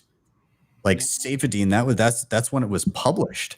And so like there hadn't really been a decisive piece of work that you could look at and be like, oh, this is why Bitcoin's different from other things. And that's only continued to grow. So like there's so much more material to put people on the straight and narrow nowadays that super bullish, I think. Yeah. It's crazy. And I even just want to throw like one more thing out because I keep seeing it pop up, and then I promise I'll stop hogging the mic because I do love it. Lately I've seen thank you. I've seen a whole bunch of like self-custody FUD as well too, right? People like kind of discouraging self-custody, which get out of here. But the thing that kind of gives me a little bit of peace of mind on it as well too, is that the group, if you were to tell the new entrants coming in, like a good portion of them, hey, don't learn about firearm safety. You don't want to have a gun. Just call the cops. Just call the cops, right? They would just laugh you out of the room. people don't want to defer their responsibility as much anymore. They want to take it on themselves. They're going to be charged with their own finances, their own protection, their own health, everything. So even while I'm seeing this kind of bubble up and be maybe one of the topics of the day, I don't think it's going to last. I don't think people want to defer things anymore. That's how we got here in the first place. Yeah, it's a dissolution of trust in all of our all of our institutions. And speaking of self-custody only, never leaving your money with another person, everybody here should check out bitcoinwell.com. Wait, BTC sessions. But we are going to rotate to Nico, and I am going to give him a chance to say why he's bullish on 2024. But we're also going to give away some sats right now. Get your Lightning wallets ready because we've got bitcoinwell.com/BTC sessions pulled up on the screen right now. Now, you know why I'm bullish? I am bullish on Simply Bitcoin. Oh, wait, sorry. Bitcoinwell.com/SimplyBTC. Anybody unfamiliar with BitcoinWell, obviously awesome. They're in Canada and the US. Great place to stack sats. They never hold your coins the second you hit the buy button. You must have your own wallet to send it to, and then you take self-custody right out the gate, so you can scan the QR code if you do want to sign up. But we're going to give away some sats right now. When you do sign up, when you buy Bitcoin, when you refer friends, you earn points. You can use the points to throw them in the Bitcoin wishing well and have a chance to win up to 1 million sats every single time. So we're going to do just that right now. Get those Lightning wallets ready. Whoever scans it first snags the sats from everybody else. And we got 210 sats. Congrats to whoever snags them first. Give that a scan. And let us know if you sniped it before everybody else. Wait, Sessions, do a double jackpot and do the unclaimed sets. See if you got any unclaimed sets in there. I just learned about this. Oh, really? Okay, all right. Yeah. So okay. Close it out and at the bottom. Go down at the bottom. Yeah, unclaimed sats. Oh my goodness. 500 unclaimed. All right, there you go. Whoever scans that is going to get it too. It'd be really funny if it was the same person that won it twice. And you know what? Just for fun, I'm going to do it once more. Here we go. We'll do one more roll. Let's do I need to refresh there? It doesn't like me. It's like, stop rolling. Stop taking our points. All right, one more there. And boom. 21. Nice. Oh, there we go. Damn. All right. Well, congrats to whoever snags that. You are that's generational wealth. You just got to wait a generation. So there you go. Okay, everybody, we're on to Nico's bullish topic of 2024. Dude, I'm very curious to hear what you think was some of the most impactful stuff. Yeah, I mean, so like it was a extremely historical significant year for Bitcoin because essentially we had the approval of the ETF in the beginning of the year, January, and then you saw this process of Operation Choke Point 2.0 being exposed left and right. And essentially, that woke up the Bitcoin industry, including the Opti was mentioning it earlier, including people that otherwise would be like, I don't care about politics, I got Bitcoin, like this stuff is irrelevant. But because of the actions of the current administration, like, going after banks that would facilitate, Bitcoin on-ramps and off-ramps, going after Bitcoin privacy developers, going after, Lightning wallets leaving the United States, which is supposed to be like, the top of the list for capitalistic countries, and like one of the most powerful things that I saw was like, wallet of Satoshi is illegal in North Korea, China, and the US, right? Caitlin Long, she was revealing all this information about essentially they targeted her bank and they didn't allow her bank to get a federal banking charter. The attacks by Elizabeth Warren using the tragedy that happened in Israel to propagate this false narrative that, terrorists were using Bitcoin in order to launder money. Then you have like a press conference by, you have Merrick Garland, you have Janet Yellen, all basically saying CZ and terrorism. They use the word terrorism like 24 times in the CZ press conference case. Like, CZ didn't facilitate terrorism. Like that's like saying like TD Bank facilitated Mexican drug cartels. Like it's crazy, but they didn't do this because, of money laundering and crime and whatever. They did this because they fundamentally fear the technology. I think they fear what the implications are, as government continues to lose their control and monopoly over money. And what they did unintentionally was create an opportunity for the opposing political party. And the opposing political party, specifically the figurehead, which is Trump, was a victim of this same type of lawfare by the same party, right? To the point that, the first quote unquote Bitcoin president was almost assassinated. Do you think that's a coincidence? Right? Twice. And, you saw, and Simply Sessions covered this, Simply Bitcoin covered this. We saw initially it was Vivek that told Trump about the dangers of central bank digital currencies. And he said that at a rally. And he said, if you elect me as president, I'm going to stop central bank digital currency. And the crowd going, woo. And he was like, whoa, okay. I will ban central bank digital currencies. The crowd's like, yeah. And the next speech, I will ban central bank digital currencies. And then literally 2 or 3 weeks later, and me and Ben were speculating about, he's like, dude, he's going to say Bitcoin. He's like, and I will protect the right to Bitcoiners to take self-custody. The crowd's like, yeah. And Trump's like, oh shit. Okay. This is cool. And then we hear, elements of our industry start to become part of the donor class in Washington, D.C. The American politics are run by the donors. So you had David Bailey step in. You had the Winklevi twins step in. They held a fundraiser around the Nashville conference. And now all of a sudden, we are in the room now. Bitcoiners are in the room. And if you're not in the room for the negotiation, you're not going to be part of that deal that's been made. But now we're in the room. We have a seat at the table. And this wasn't on purpose. They attacked us. They chased after us. We reacted. And now we're in the political discussion to the point that a mainstream political party in the United States has made protecting Bitcoin, self-custody, and the right to mine as their official party platform.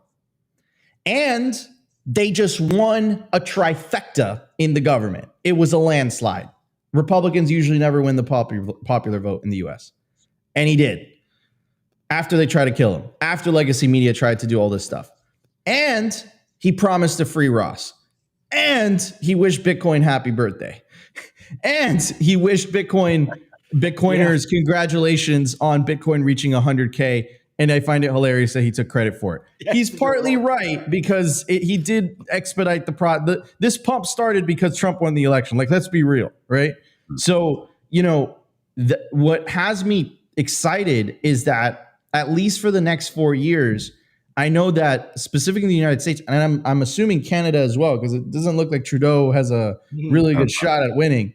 It looks like we have a high probability that two governments are it's not even they're going to be pro Bitcoin. They are, because a lot of it, like that, we know for a fact that the vice president JD Vance holds Bitcoin, but we know for a fact that they're just going to leave our industry alone, at least at the minimum. And Ross is going to be freed.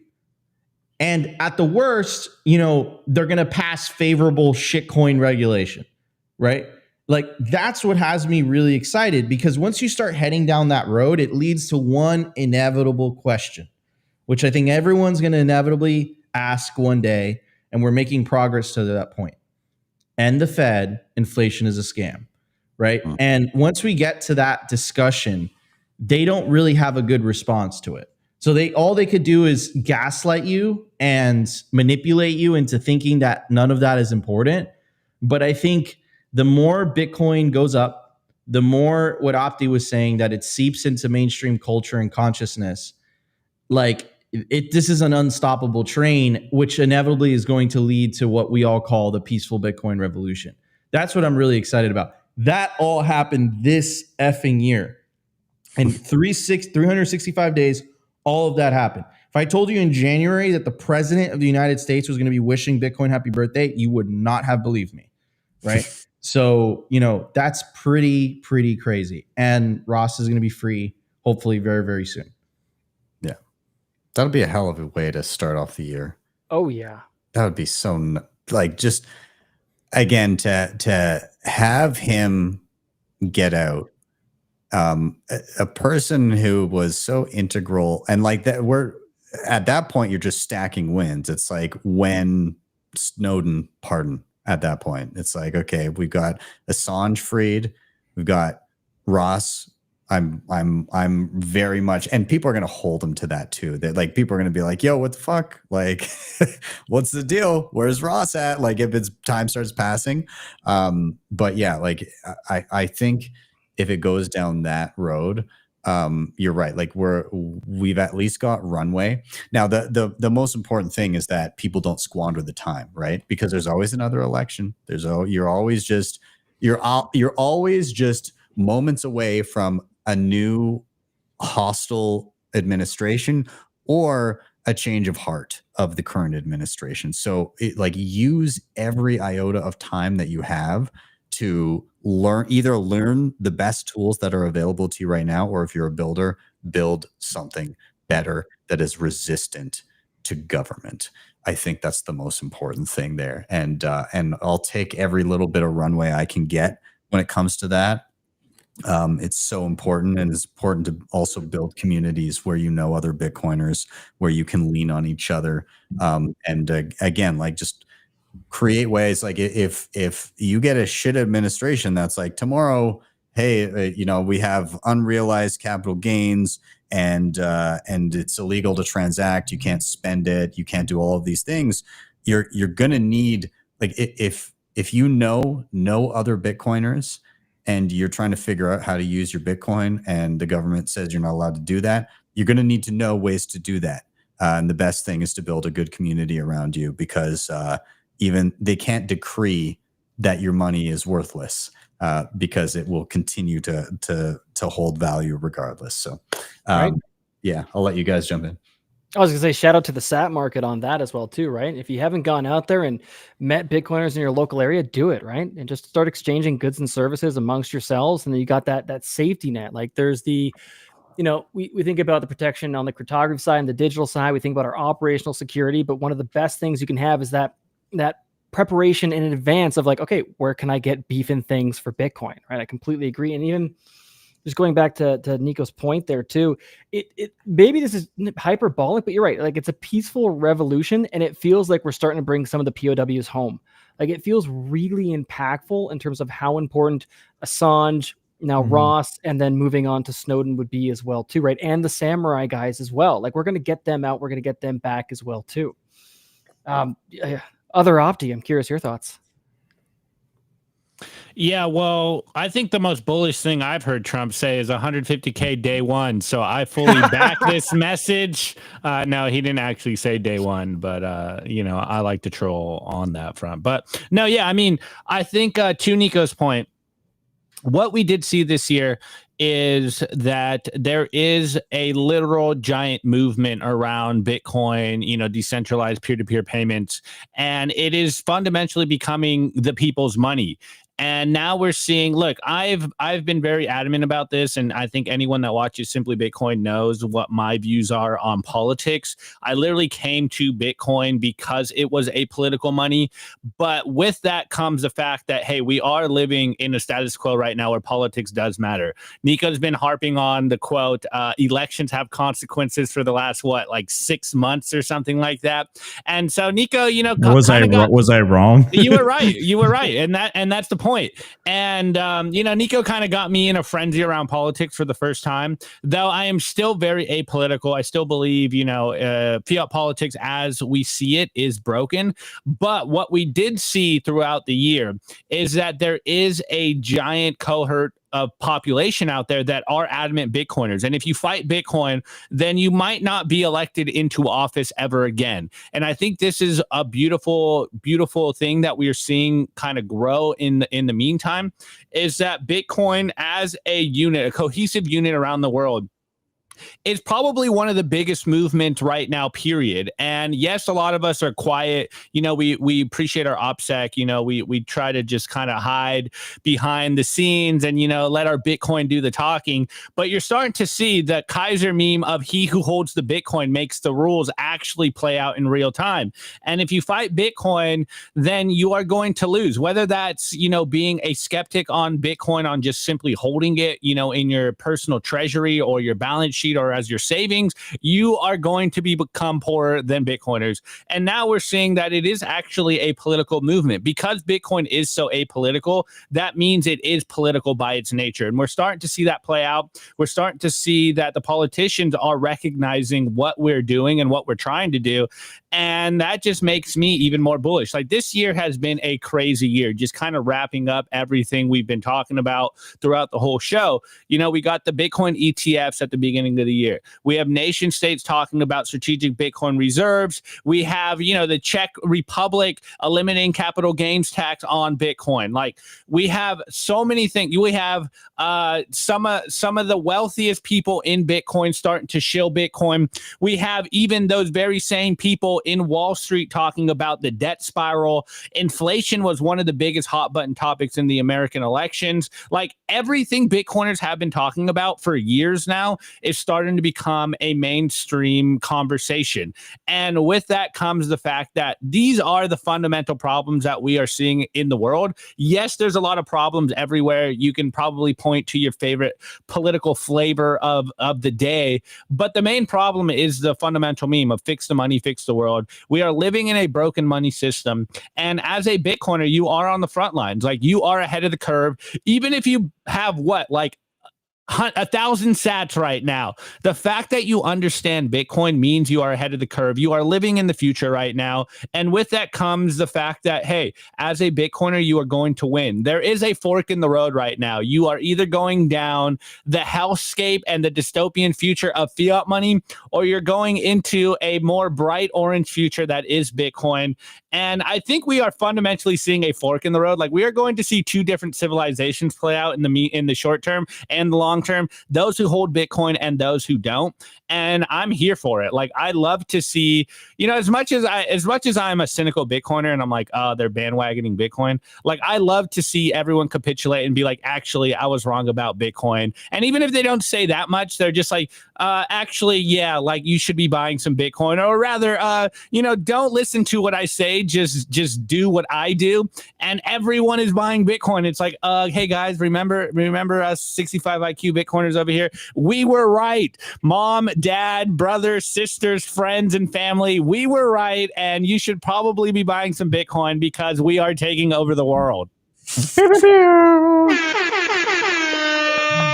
Ooh, that was awesome.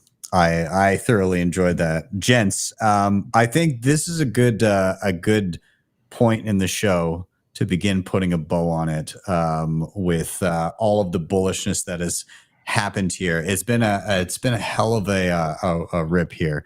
It's been a lot of fun.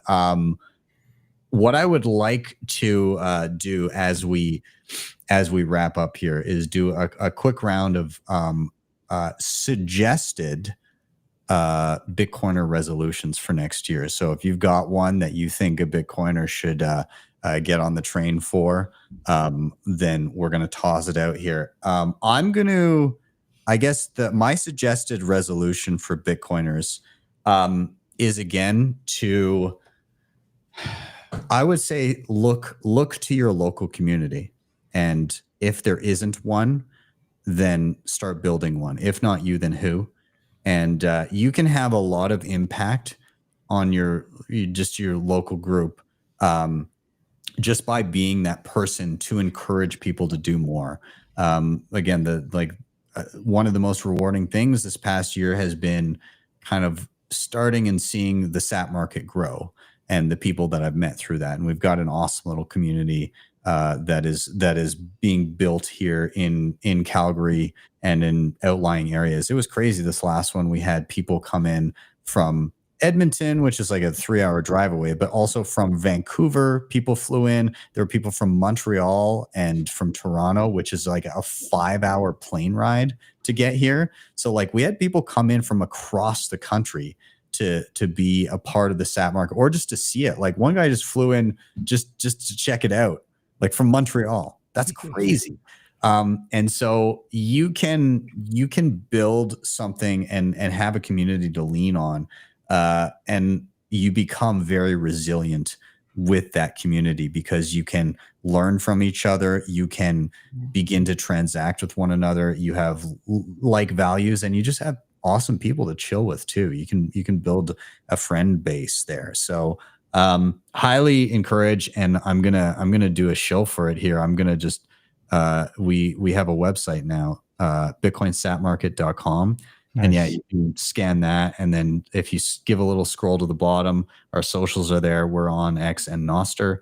And then there's also, you can start to check out, not all of them are up there, but some of the vendors are up there, and there's links to websites and other socials for them as well. And we're going to build that out more as time goes on. But we had like 40 vendors at the market we did like 2 weeks ago, and it was awesome. So highly encourage you guys to check it out, check out what we're doing, and then replicate it. I'd love to see more SAT markets pop up around the globe. So Nathan, I'll toss it to you. Any recommended resolutions? Oh, let's see. I think the one that I'm just going to lean on is kind of a good and a classic in the sense that just don't stop learning. Don't get necessarily comfortable or complacent with where you are. And even like for me personally, like my personal Bitcoin resolution is I got to spend more time on Nostr and investigating the tools and things that it empowers. I've slept on that too much, and I got to spend more time there and diving deep. But there's a plethora of privacy tools, security tools, things like tangential to Bitcoin as well too, that really it's worth the, like Ben said, we have some time now. We have a cooperative regime. So make sure that you're learning all the different skill sets and resources you have available to you on that. And I did also want to slip 2 more things in because I thought they were interesting and I want to make note of them. One of the reasons I was bullish on 2024 is Bitcoiners are now famous cartoons. And so I thought that was really worth mentioning.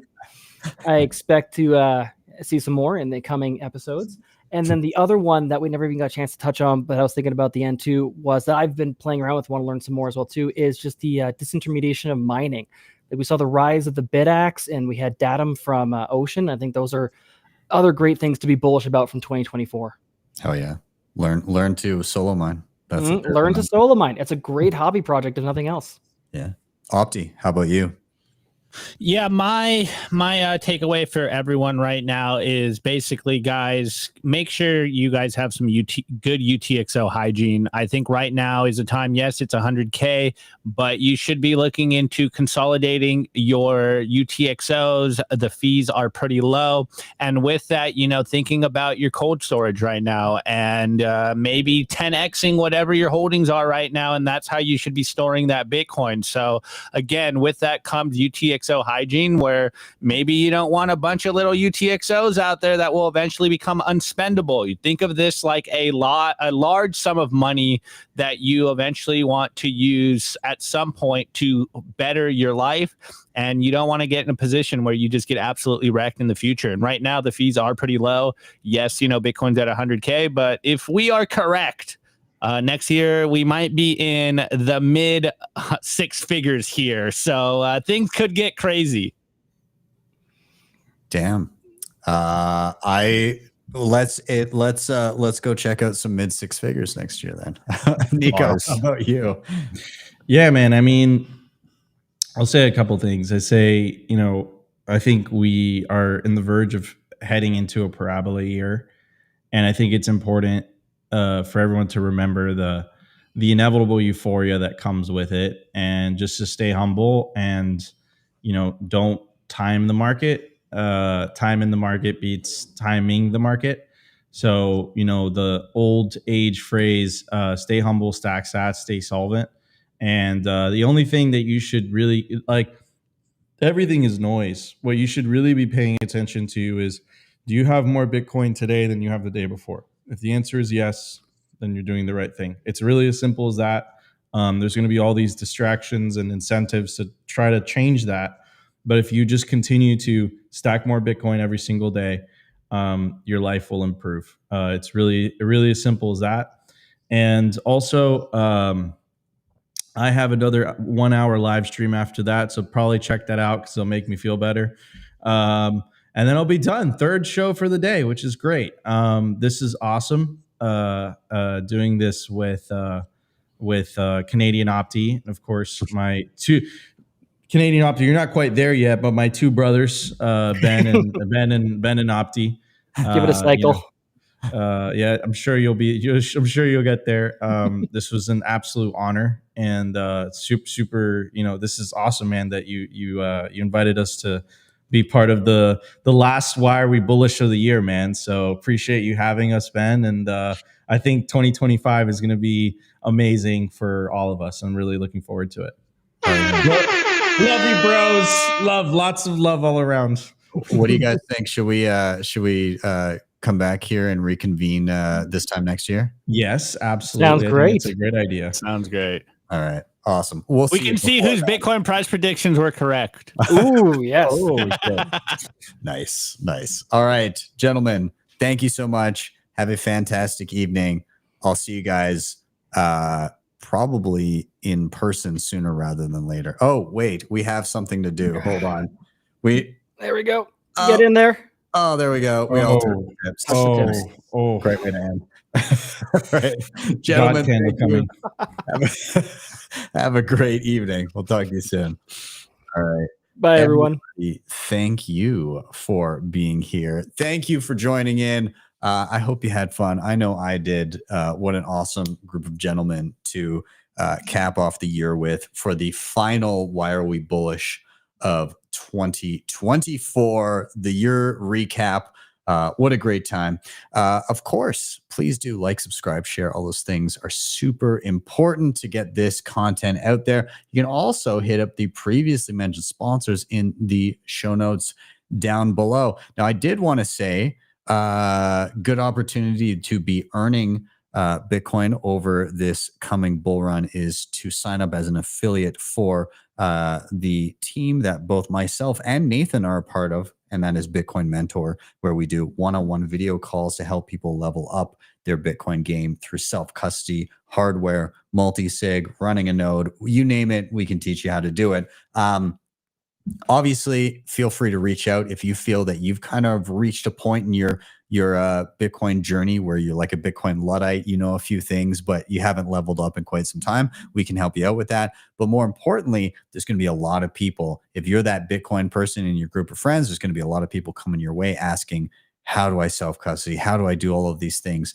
And if you don't have the time and or energy to guide them through it yourself, you can sign up as a Bitcoin Mentor affiliate by scanning that QR code. You'll get your own link. You can put that into your social media profiles. You can share it to friends, family, whoever comes your way asking for help. And when you do, if somebody signs up for a session with us, you earn $21 in Bitcoin to be paid out at the end of each month.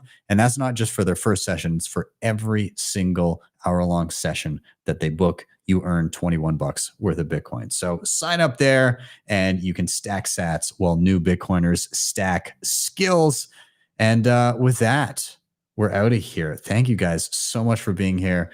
It's been a hell of a year. I believe there'll be one more piece of content dropping in the coming days before New Year's, kind of my top tools of 2024 or top tools going into 2025, stuff that I love using. So keep your eyes out for that. But I'm out. Have yourselves a wonderful day or evening wherever you may be. I'll see you guys next time for your daily session.